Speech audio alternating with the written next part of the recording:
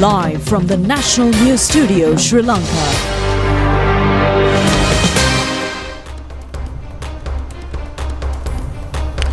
Good evening, coming to you live from the National News Studio. Welcome to the news. My name is Clifford Richards. A very good evening indeed. I'm Sharifah Tahir. Let's take a look at the headlines.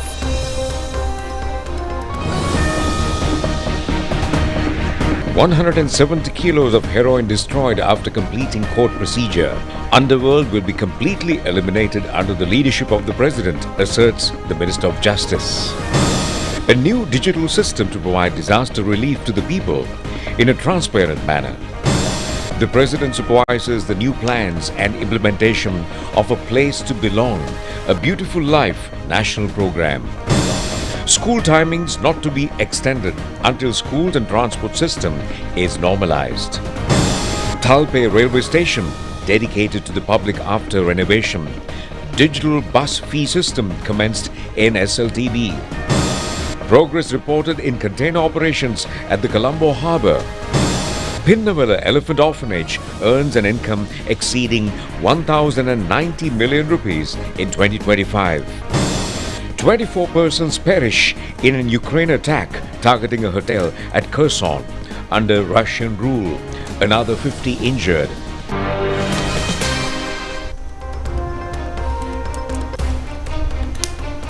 We now move on to those and other stories in detail, taking a look at local news first.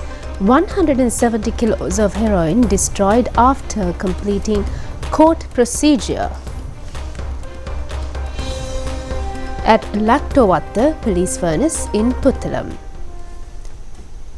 The stock of heroin kept at the Colombo Chief Magistrates Court as case goods was taken to Laktowatta area in Puttalam under the security cover of the Police Special Task Force. Later, Colombo Chief Magistrate Asanka S. Bodaragama re-inspected the stock of narcotics and was destroyed later. Police media spokesman ASP F.E. Woodler said that the Sri Lanka police have taken significant steps towards the destruction of seized narcotics. He stated that in 2006, the department initiated the destruction of 170 kilograms and 866 grams of heroin along with 306 grams of ice narcotic. Furthermore, he highlighted that through various major raids and arrests conducted across the country throughout 2024 and 2025, the police have successfully facilitated the complete destruction of 2,556 kilograms and 164 grams of narcotics.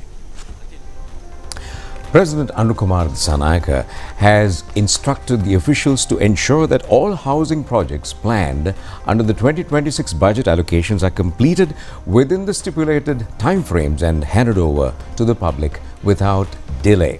Well, the President also emphasized the need to bring the monitoring and also the supervision of these projects under a single coordinating institution to ensure efficiency and accountability.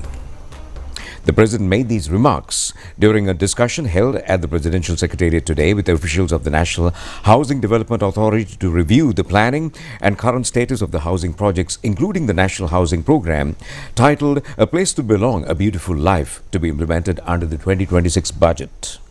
During the meeting, the President closely reviewed the planning, current progress and also the target completion timelines of a 10,200 million rupee housing project for low-income families and a 5,000 million rupee housing project for communities displaced due to the conflict.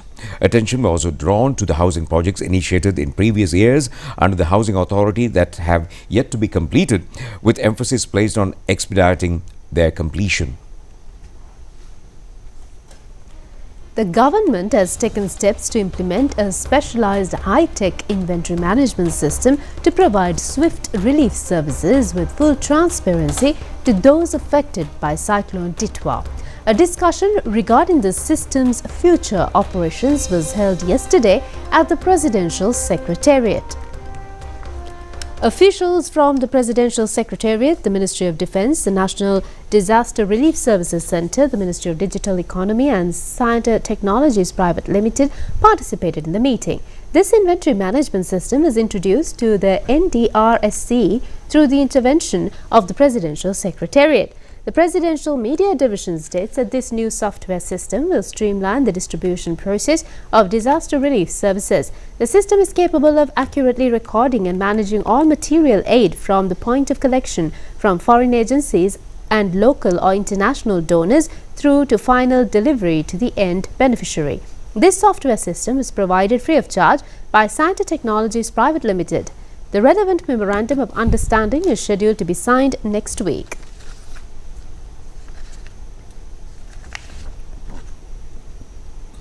In a separate gesture of support, the employees of the Telecommunications Regulatory Commission of Sri Lanka have donated 1 day's salary and funds allocated for staff welfare to the Rebuilding Sri Lanka Fund following a request made by the employees themselves.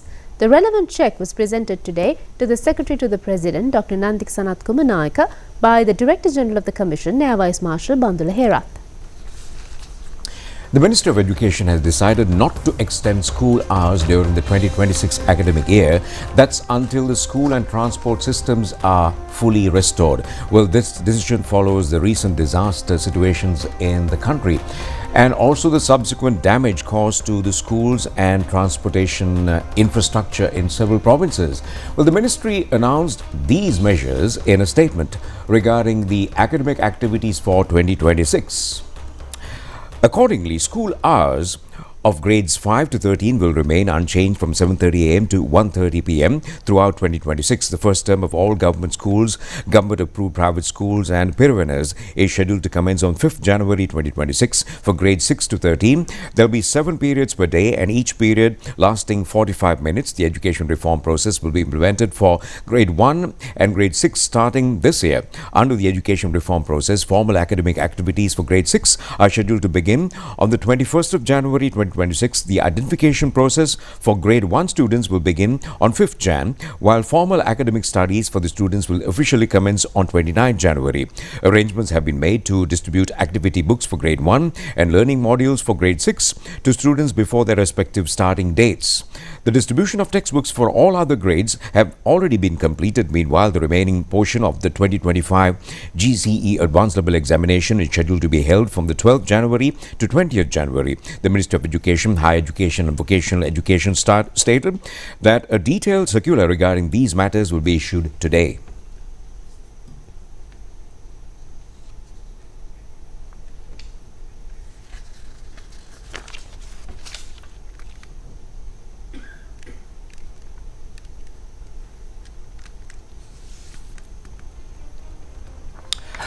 Well, last year has been recorded in history as the year of the highest container operations in the Colombo harbour, and the number of container operations are 8.29 million. Well, the record operations have been conducted as a collective effort of all terminals of the Colombo harbour. The number of container operations has been 7.7 million during 2024 in the Colombo harbour. This has increased by 6% in 2025. A special program in appreciation of this record-breaking operation was held at the eastern terminal of the Ports Authority, led by Minister of Ports and Civil Aviation Aruna Karunatilaka. It has been planned to improve reshipments and logistics facilities during the year, further strengthening the stand of considering the Colombo harbour as a central harbour. The Colombo harbour has been able to handle a large number of containers this year with the completion of the constructions of the eastern and western container terminals owned by the Ports Authority. This will be a huge prop to the economic development of the country. A large number of prominent shipping companies of the world have appreciated the operations at the Colombo harbour, and they are expected to join operations at the Colombo harbour in the future as well. Sri Lanka State Pharmaceutical Manufacturing Corporation has achieved a significant progress last year. It has introduced 5 new varieties of pharmaceuticals. The corporation has earned a profit of 27.6 billion rupees during last year. The corporation has been able to produce 3,625 millions of tablets and capsules as the most used drugs. For the first time in history, all the orders given by the Medical Supplies Division have been provided without any shortage. Its target of the new year is 4,000 million to tablets and capsules. It is also scheduled to introduce 10 new varieties of medicine to the market.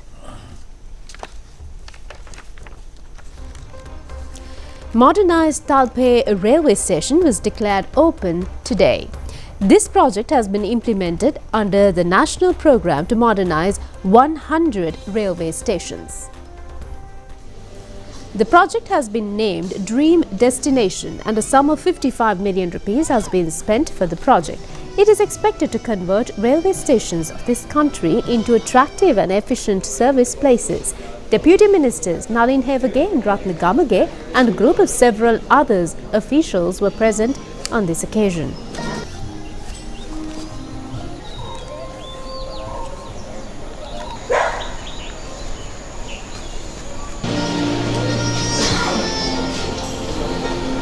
Clean Sri Lanka Lekam Karyalaya අතිරේක ලේකම්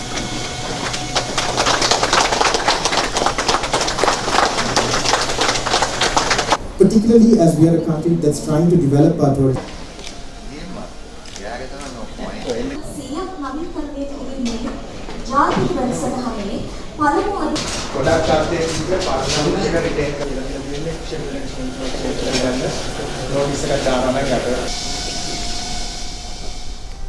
Minister Harshana Nanakkara says that the underworld gangs will be totally eliminated from the island under the leadership of President Rupavahini Dissanayake. Well, the minister made these remarks at a meeting held today with the staff of the officers of the prison department.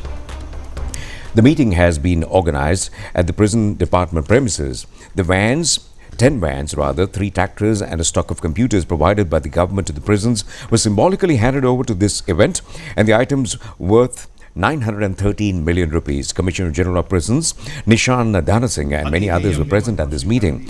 The minister emphasized the government's commitment to addressing past mistakes and moving forward. He asserted that regardless of the activities of the underworld, the support they might receive, or when their influence began, it would come to an end under the current administration's tenure. He further noted that this message has already reached to those involved and evidenced by the threats received by the officials, including himself. Despite these threats, he maintained that under the president's leadership, the government would persist until the issue of the underworld was resolved. While acknowledging that it might not be possible to eliminate the problem entirely, he expressed confidence of reducing it to a minimum level. India has doubled its financial commitment to 3 housing projects in the northern and southern provinces of Sri Lanka. Government of India has been extending financial assistance to these 3 housing sector projects under Memoranda of Understanding signed in October 2017 and October 2018. Under the High Impact Community Development Projects, Government of India has extended financial assistance to Gram Shakti Northern, Gram Shakti Southern and 1 Gram Shakti Southern 2 housing projects. Under the provisions of the MOUs, Government of India has released a sum of 500,000 Sri Lankan rupees for construction of houses under the owner-driven model in northern and southern provinces. Based on the request from the Government of Sri Lanka, Government of India has agreed to double the financial support per house to 1 million Sri Lankan rupees. Diplomatic letters to the effect the revised assistance were exchanged by High Commissioner of India Santosh Jha and Secretary to the Ministry of Housing, Construction and Water Supply, Engineer L.B. Kumudulal, at a function held at the High Commission of India recently. Well, the Korea Exim Bank has pledged a sum of $50,000. That's an humanitarian assistance to Sri Lanka to the affected people due to the cyclone Ditwa. Well, the aid package has come in a response to a request made by President Rupavahini Dissanayake. The objective is to deliver immediate relief and assistant recovery operations following the widespread devastation caused by the cyclone. Chairman and CEO of Export-Import Bank of Korea, Kyon Hwang, expressed his condolences to the president, emphasizing the values of the bank and its long-standing partnership with the government of Sri Lanka. He added that the institution stands in solidarity with Sri Lanka and extended its assistance to help and restore essential public facilities to provide relief to the affected families and currently sheltered in temporary accommodation. With this contribution, the Export-Import Bank of Korea has so far extended a total humanitarian assistance amounting to a sum of $550,000.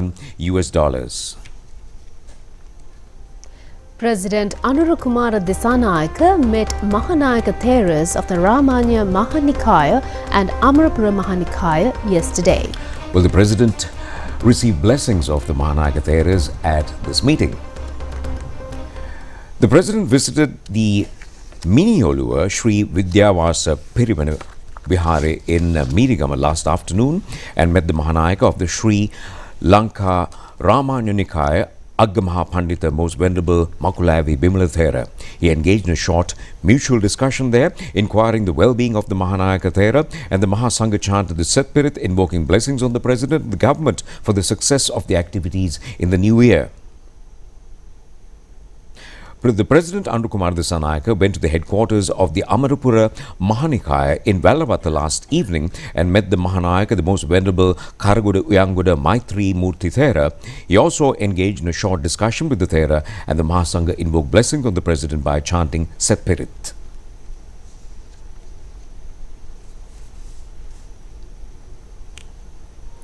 Minister Dr. Nalinda Jatisa says that the government always trusts government service and the country could achieve a lot due to the mediation and dedication of the government servants. The minister made this observation during the function held on the occasion of the commencement of duties in the New Year 2026 at the Ministry of Health and Mass Media yesterday. The function was held at the Health Ministry premises. The staff of the Ministry of Health and Mass Media took the oath to the public service during the New Year on this occasion. Chiefs of institutions representing divisions and units along with staff departments under the Ministry of Health and Mass Media were present on this occasion.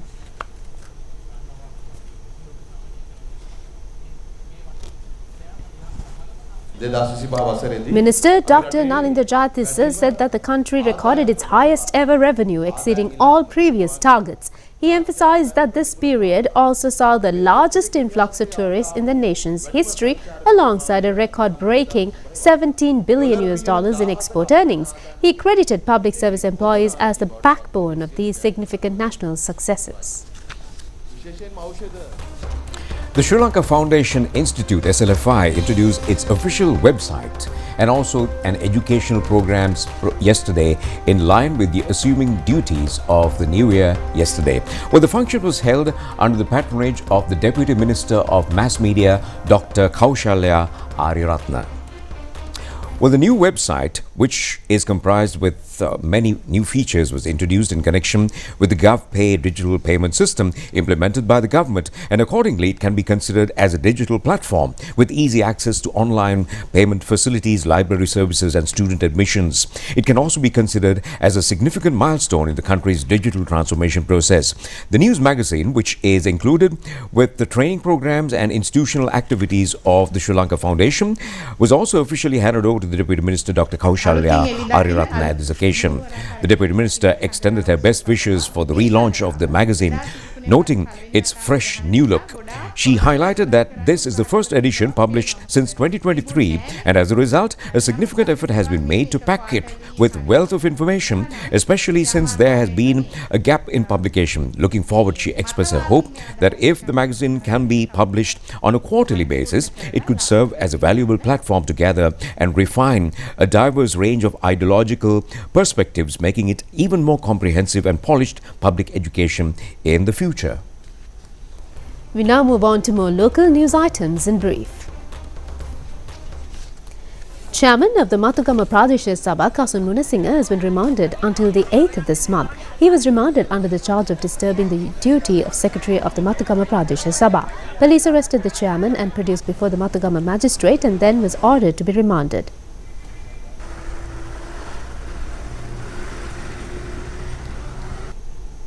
A team of Sri Lanka Air Force unit who have been deployed for UN peacekeeping operations in the Republic of Central Africa has been able to rescue 14 African soldiers. Even amidst the threat of an armed gang, the hostages were rescued safely by an Mi-17 helicopter on the 31st of last month. The Sri Lankan Air Force peacekeeping team has been able to bring them to a safer area without any trouble. A large number of tourists are seen at the Ala tourism zone in Bandarawala these days. Our correspondent says reserving train seats have also become difficult due to the increase of tourist arrivals. The Elephant Orphanage in Pinnavala has earned the highest income in its history last year. Deputy Director of the Centre, Mihiran Madhavala, says that it has earned an income exceeding 1,090 million rupees last year. Over 200,000 foreign tourists and about 400,000 locals have visited the centre last year, and the staff of the centre treated its elephants with kiribat at the dawn of 2026 New Year.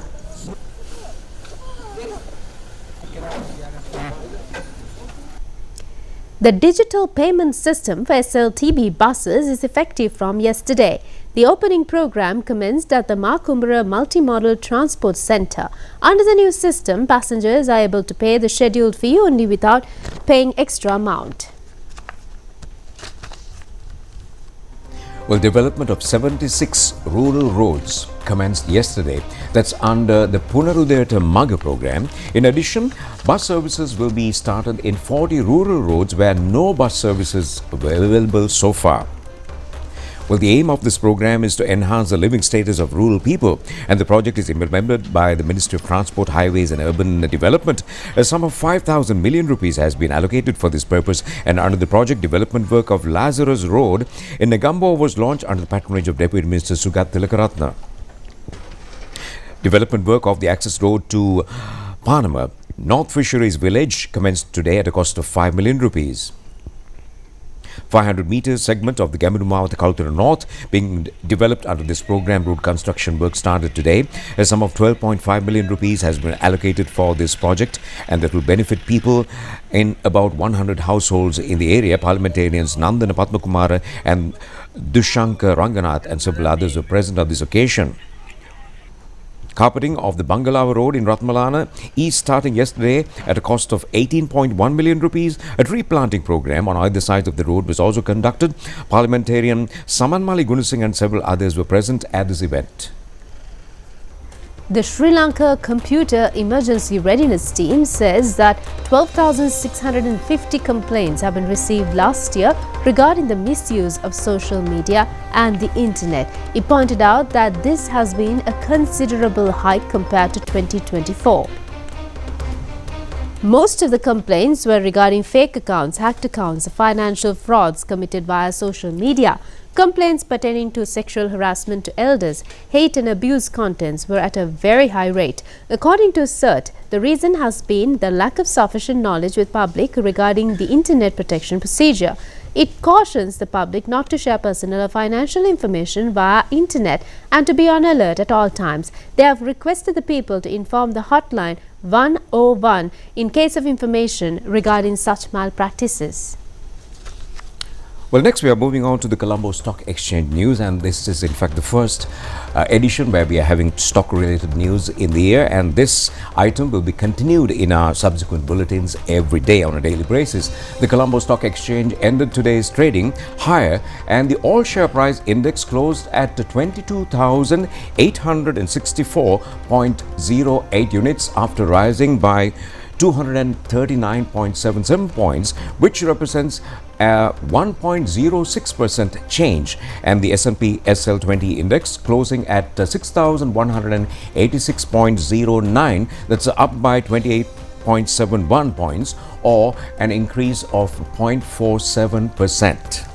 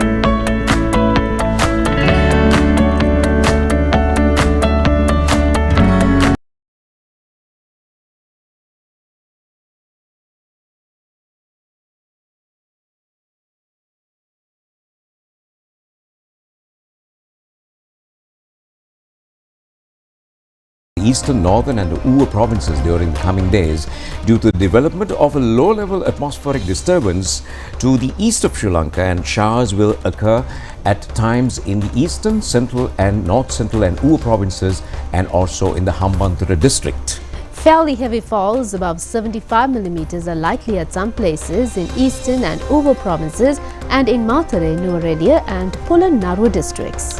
Well, the general public is kindly requested to take adequate precautions, that's to minimize damage caused by temporary and localized strong winds and lightning during the thunder showers.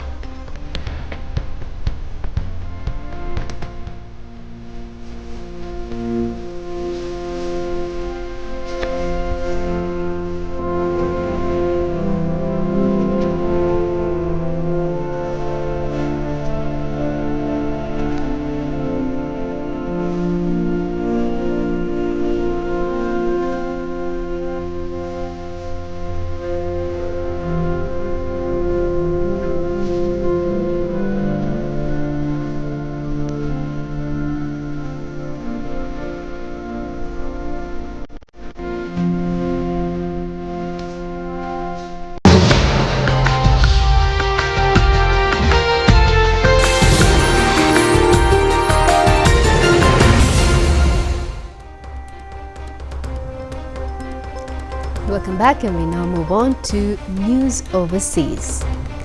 Russia has accused Ukraine of killing at least 24 people, including a child, in a drone attack on a hotel and cafe where New Year celebrations were taking place in a Russian-controlled part of Ukraine's southern Kherson region. Vladimir Saldo, the Russian-installed governor of the region, first made the claim in a statement on Telegram before Russia's Ministry of Foreign Affairs, and senior politicians later accused Ukraine of carrying out a terrorist attack. Ukraine has maintained it does not target civilians. In the statement, Saldo said 3 Ukrainian drones had struck the site of New Year celebrations in Korli, a coastal village, in what he said was a deliberate strike against civilians. Russia's foreign ministry said initial information indicated that 24 people had been killed and that 50 people had been injured.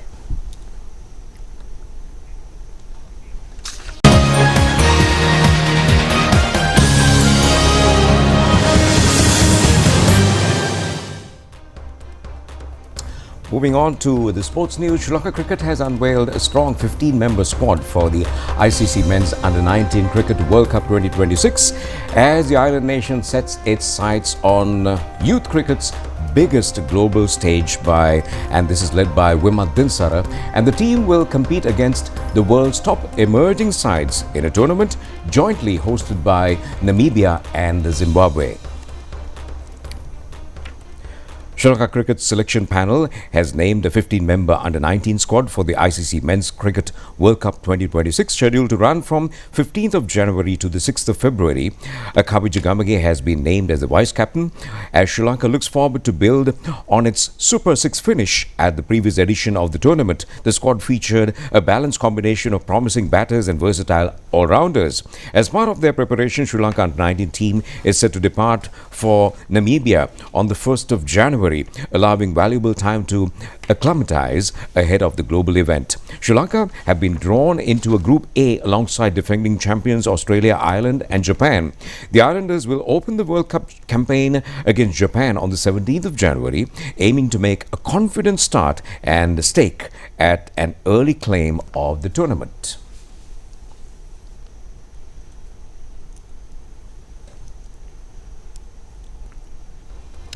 Well, wishing good luck to the youngsters. This is where we end the news. Do enjoy the rest of the programs together with Sherifa. This is Clifford, wishing you a good night. Good night.